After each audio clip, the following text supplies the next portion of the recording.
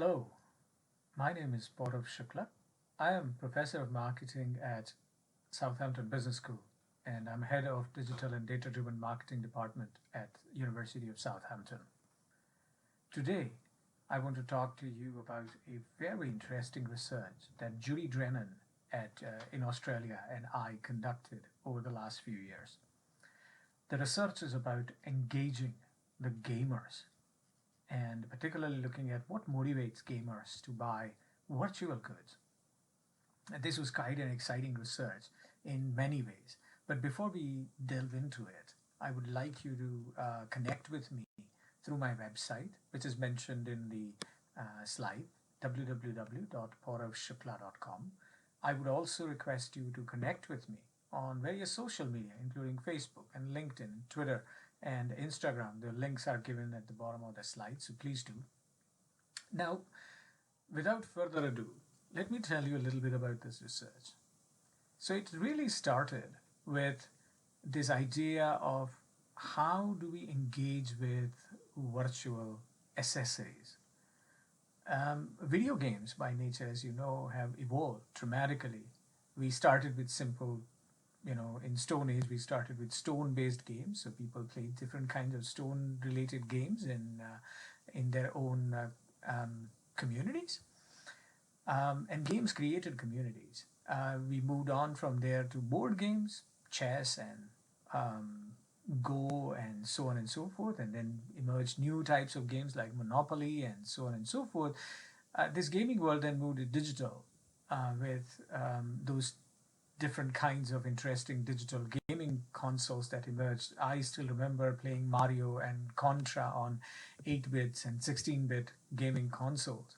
And then over a period of time, they've evolved now to bring about consoles like Xbox, or different variants of it, from Xbox Classic to Xbox 360 to Xbox One to Xbox One S, and so on and so forth. And then the same way with PS1, 2, 3, 4, and now PS5 is about to be released.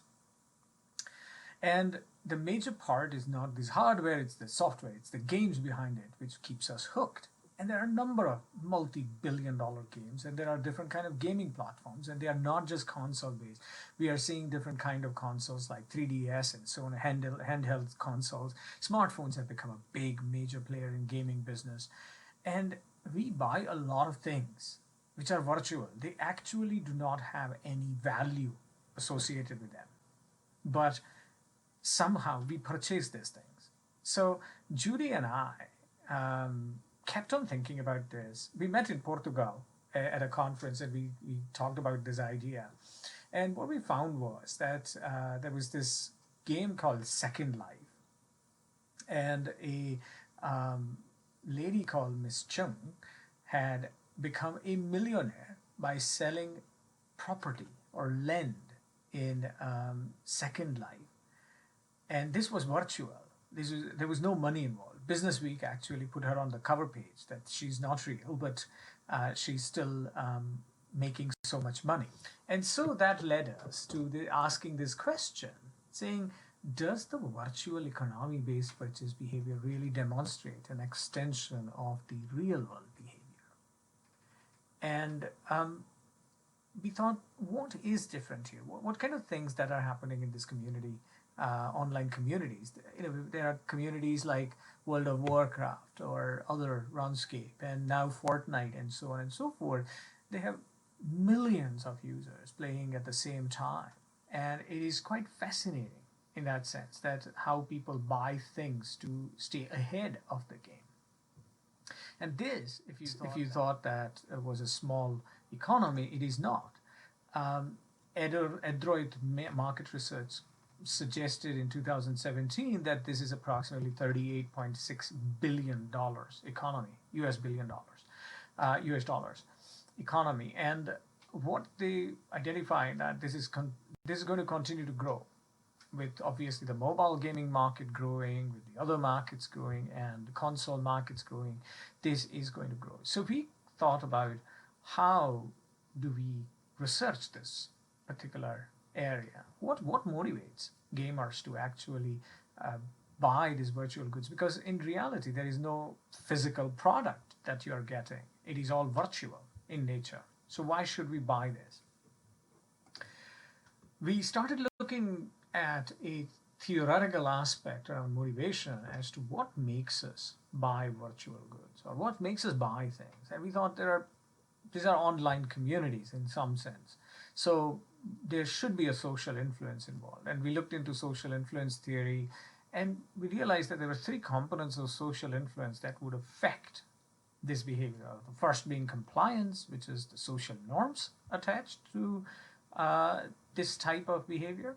The second was internalization, which is where group norms as to what others are doing, what significant others are doing, and you would try to internalize the same idea and try to follow that. And then there was identification in terms of the social identity that you want to create using these virtual goods. Further to that, we also had the Kohler's motivation gains effects theory. And it said that people will perform particular aspect relevant to groups when they are less capable than the group members. So there is somebody who is already a step above, who is doing, say for example, you're playing Candy Crush and your friend is playing, Candy Crush about 10 levels ahead of you. You want to reach there. So that there is a motivation, a drive to perform even better. And then We decided to look into group as well as individual influences because of that.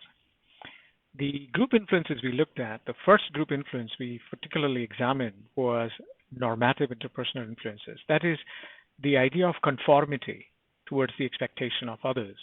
And this is a very powerful social influence, which we have seen across social psychology experiments, that it influences human behavior quite strongly.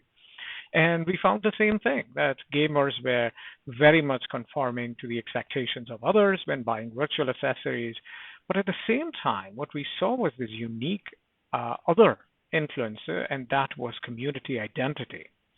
And so gamers bought these particular aspects, particular goods or services to be part of a community, to identify with a community. And that was quite an interesting thing. So you want to be part of a guild, so you will buy merchandise associated with guild, you'll buy your virtual avatar accordingly, and so on and so forth.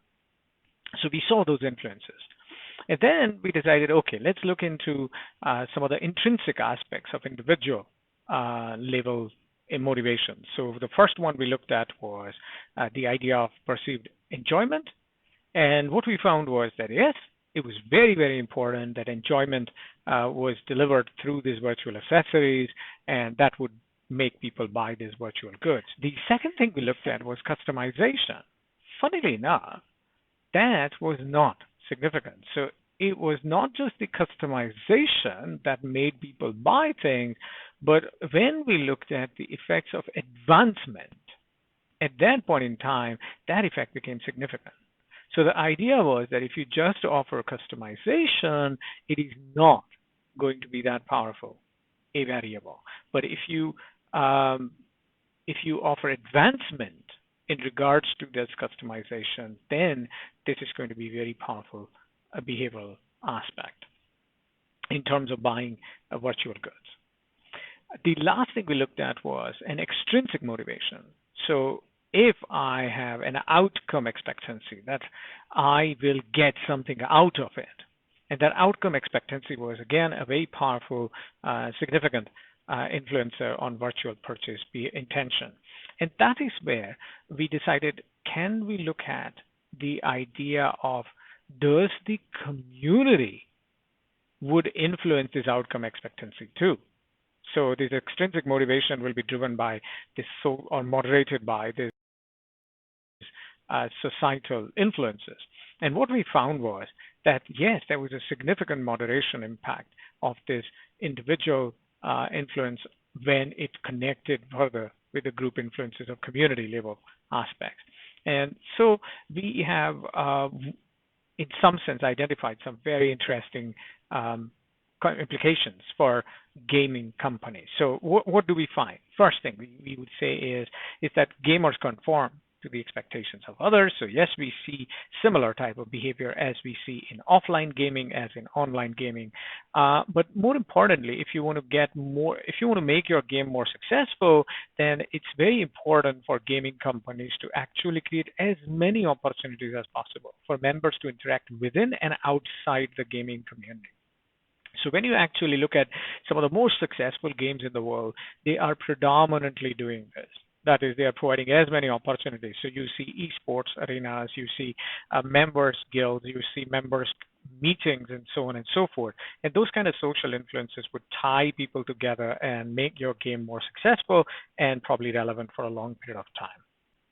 The other aspect was individual influences. And what we saw was that if you are creating virtual accessories and if you want to sell these virtual accessories, just by creating customization is not going to make people buy your accessories, but they should enhance the enjoyment for the individual, as well as it should offer some sort of advancement to the individual, and then they would buy into it. So let me summarize very quickly in regards to what we found, that this virtual market is going to grow big time overall over the next few years, and it may continue to grow as games have always been part of us. More importantly, there are various kind of social and individual influences, and with using those social and individual influences, you can actually make a very successful and profitable game. So thank you all very much, and wish you all the best. Thank you.